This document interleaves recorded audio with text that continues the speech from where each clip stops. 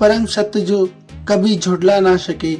माता रानी के दरबार में आके कभी भी आपको किस्मत रुला ना सके। आइए भक्तों, प्रेम से बोलिए जय संतोषी माता, जय जय संतोषी माता। प्यारे श्रोताओं, आज हम स्मरण करने जा रहे हैं संतोषी माता की व्रत कथा। आज 29 अगस्त 2025 दिन शुक्रवार। इस दिन जो व्यक्ति व्रत करता है उसे शुक्रवार व्रत कथा अवश्य सुननी चाहिए। कहा जाता है कि व्रत करने वाला जो भी मनुष्य शुक्रवार व्रत की कथा आनंद पूर्वक सच्चे मन से स्मरण करता है उसकी मनोकामना अवश्य पूर्ण होती है।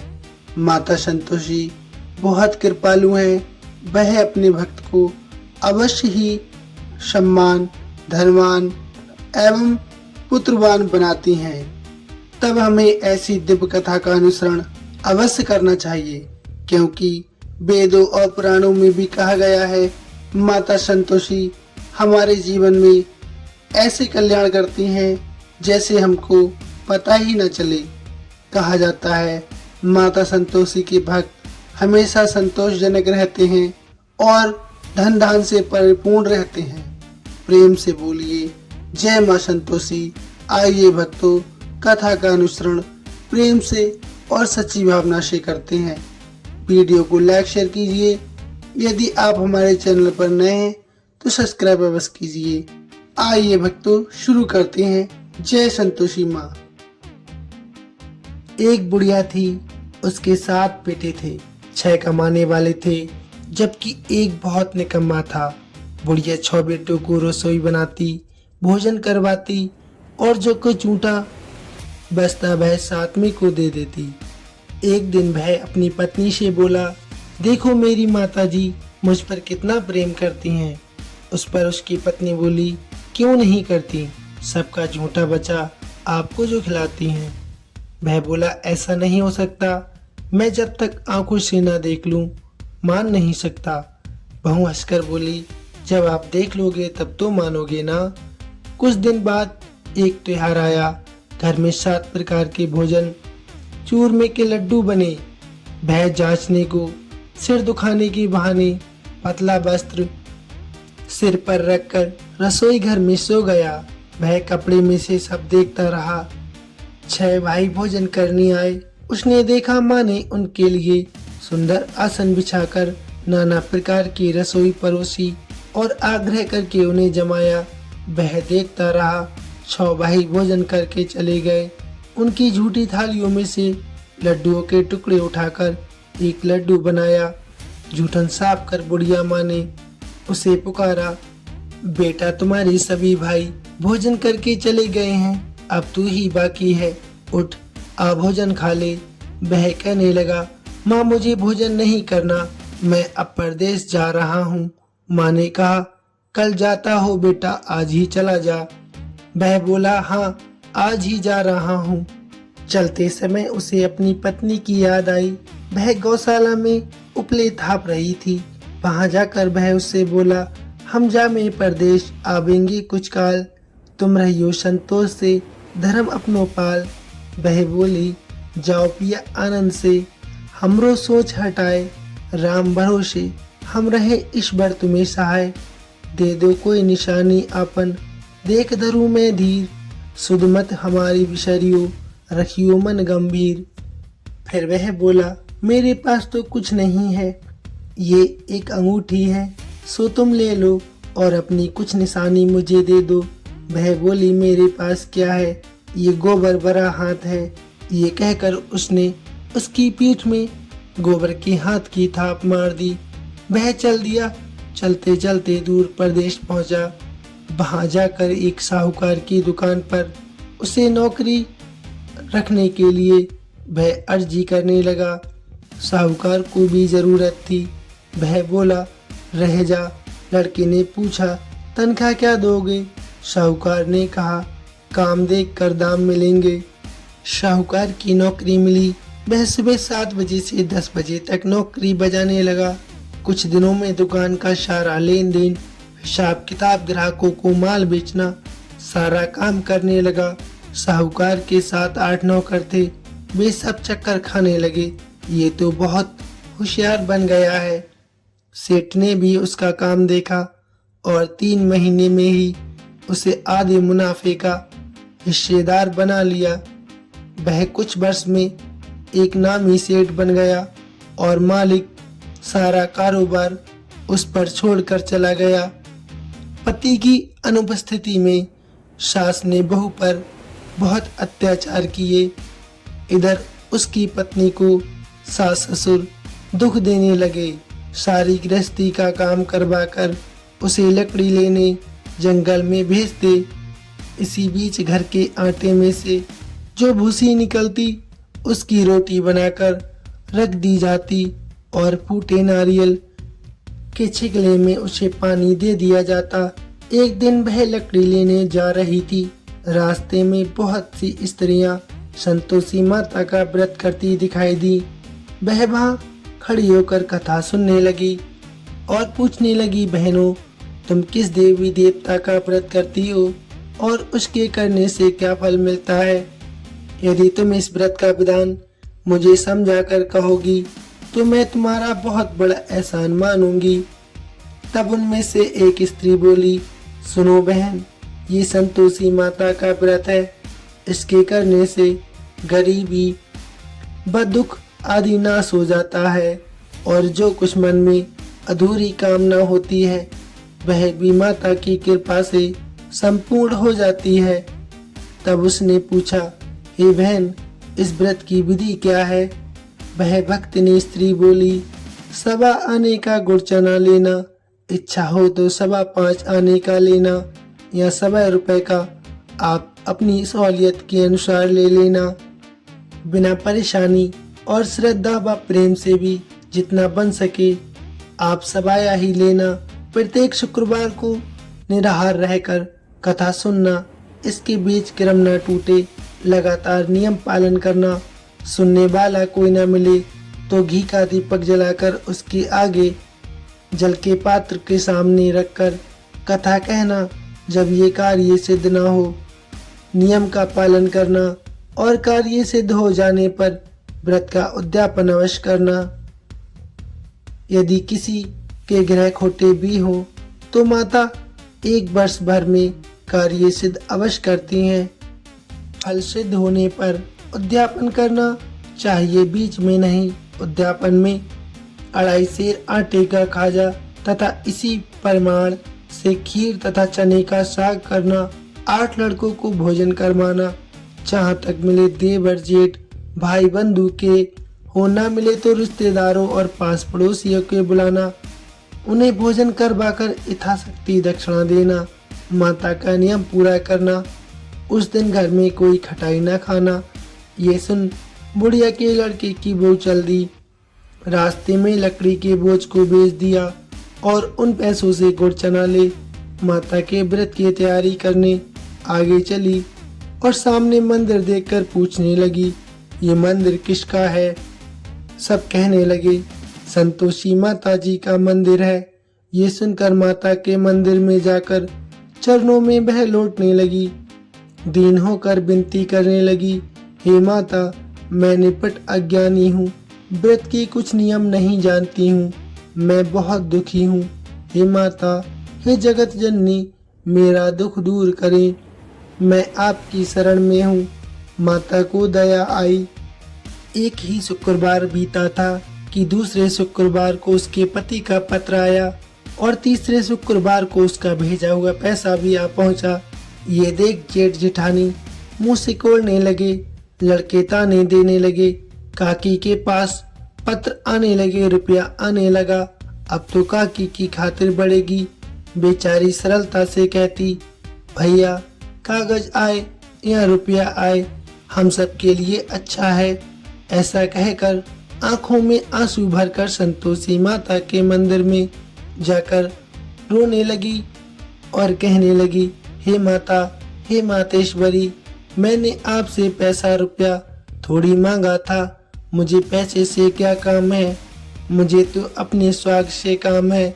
मैं तो अपने स्वामी के दर्शन मांगती हूँ। तब माता ने प्रसन्न होकर कहा, जा बेटी, तेरा स्वामी जल्दी आएगा। ये सुनकर खुशी से बावली होकर वह घर में जाकर काम करने लगी।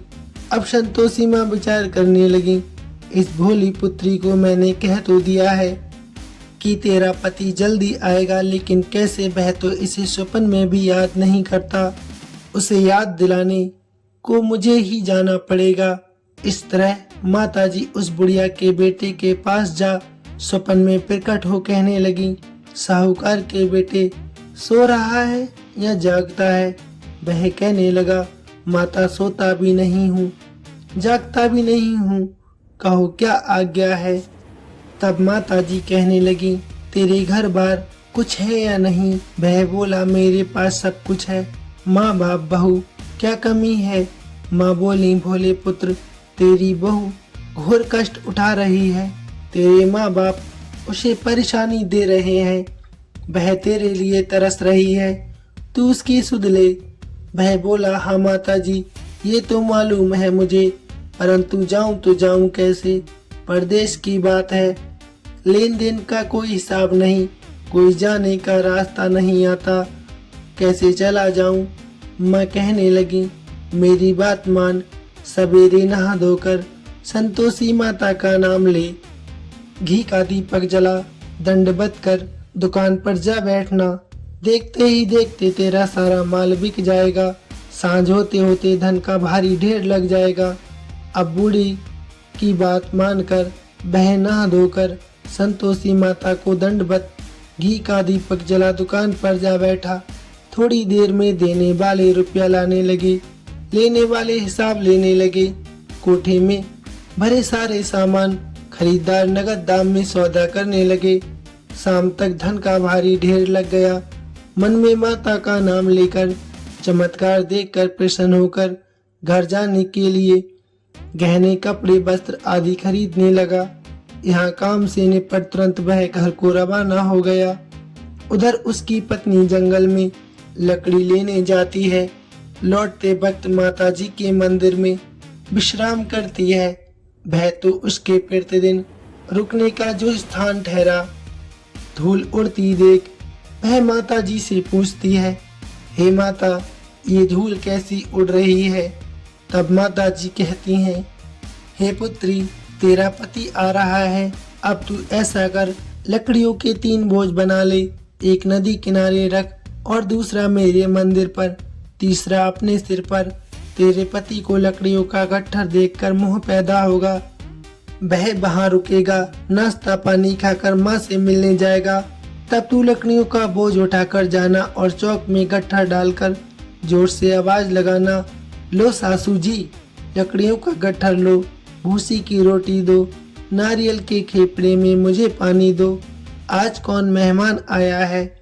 माताजी से बहुत अच्छा कहकर वह प्रसन्न मन से लकड़ियों के 3 गट्ठर बनाती है, एक नदी किनारे पर और एक माताजी के मंदिर पर रखकर, और बाकी अपने सिर पर रखकर खुशी से घर की तरफ चलने लगती है। इसी बीच इतने में एक मुसाफिर आ पहुंचा। सूखी लकड़ी देखकर उसकी इच्छा उत्पन्न हुई कि वह यहीं पर विश्राम करे और भोजन बना खाकर पीकर गांव जाए। इसी तरह रुककर भोजन बना विश्राम करके गांव को चला गया। सबसे प्रेम से मिला।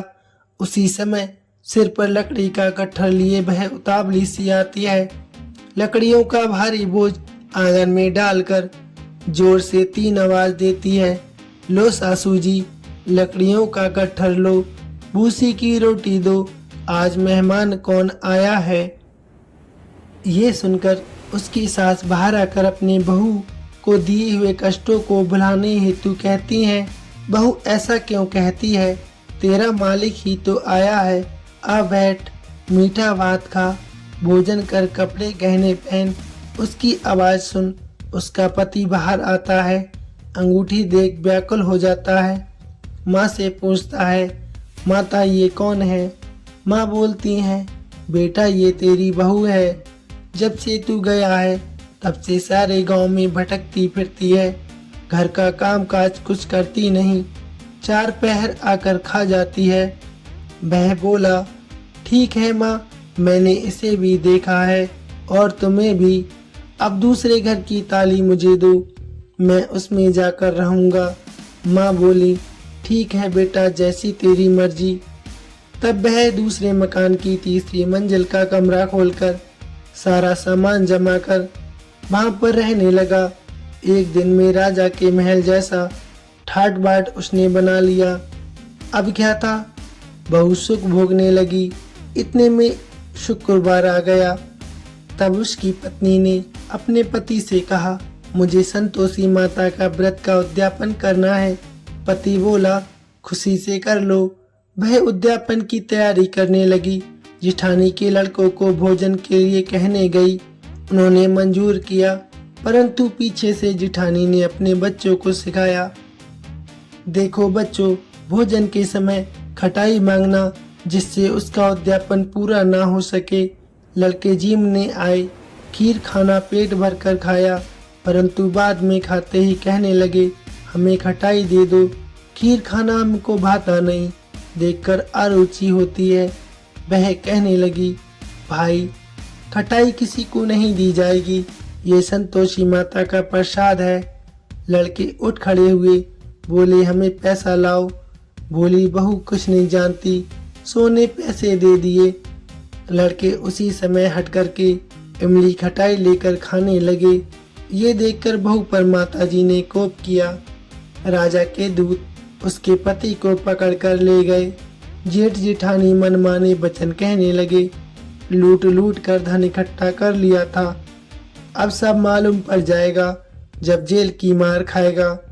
बहू से ये कटु वचन सहन नहीं हुए, वह रोती हुई माताजी के मंदिर में गई। कहने लगी, हे माता, तुमने ये क्या किया, हंसाकर अब हमको क्यों रुलाने लगी। माताजी बोली, बेटी, तूने उद्यापन करके मेरा व्रत भंग किया है। वह कहने लगी, माता, मैंने कुछ अपराध नहीं किया, मैंने तो लड़कों को भूल से पैसे दे दिए थे, मुझे क्षमा कर दो, मैं तुम्हारा फिर से उद्यापन करूंगी। माता बोली, अब भूल मत करना। वह कहने लगी, अब नहीं होगी, अब बतलाओ भी कैसे आवेंगे। माँ बोली, जा पुत्री, तेरा पति तुझे रास्ते में आता मिलेगा। वह निकली, राह में पति आता मिला। वह पूछने लगी, कहाँ गए थे। वह कहने लगा, इतना धन जो कमाया है उसका टैक्स राजा ने मांगा था, वह भरने गया था। वह प्रसन्न होकर बोली, भला हुआ, अब घर चलो। कुछ दिन बाद फिर शुक्रवार आया। वह बोली, मुझे फिर से माता का उद्यापन करना है। पति ने कहा, ठीक है, करो। बहू फिर जेठ के लड़कों को भोजन के लिए कहने गई। जेठानी ने तो एक दो बातें सुनाई, सब लड़कों को सिखाने लगी, तुम सब लोग पहले ही खटाई मांगना। लड़के भोजन से पहले कहने लगे, हमें खीर नहीं खानी, हमारा जी बिगड़ता है, कुछ खटाई खाने को भी देना। वह बोली, खटाई किसी को नहीं मिलेगी, आना है तो आओ। ब्राह्मण के लड़के लाकर उसने भोजन करवाया। यथाशक्ति दक्षिणा की जगह एक एक फल उन्हें दिया। संतोषी माता प्रसन्न हुई।